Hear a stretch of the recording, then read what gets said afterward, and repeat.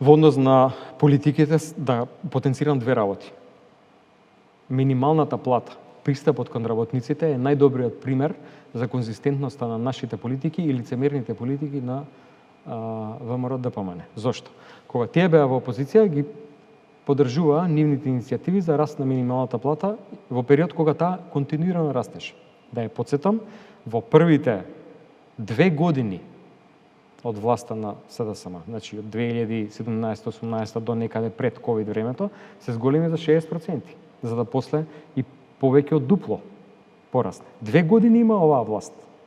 Сега. Пола од мандатот е веќе помината. Не мрнала минималната плата.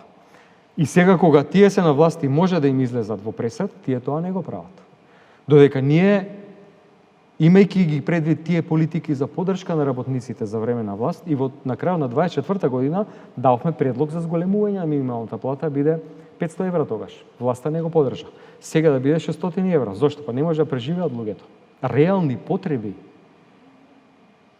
имаат. Не може крај со крај да врзат. Се предвидува и друга криза сега. Со кризата во Иран, со затворањето на заливот, преминот Хормуз и така натаму, цената на нафтата и гасот, на цените на енергенсите веќе се зголемија. Дополнително ќе зголема цената на храната. Што ќе прави Христијан сега? Ќе вика не 1600, 1800 денари. Сега 400 евра минимална плата. Ниту 3 не се доволни да се преживее месецот. А излегува премиерот и им кажува, ама знаете, не, вашиот човек кој што ја правил синдикалната кошничка, кажал дека одморот е дел, не е дел и така натаму. Се бараат изговори за да не се направи нешто на граѓаните? Или се бара начин да им се помогне? Во сценаријето на сегашната влада, ова е првото сценарио. Тоа е во ситуацијата на сегашната влада. Се изговори за да не им се излезе во пресред на граѓаните.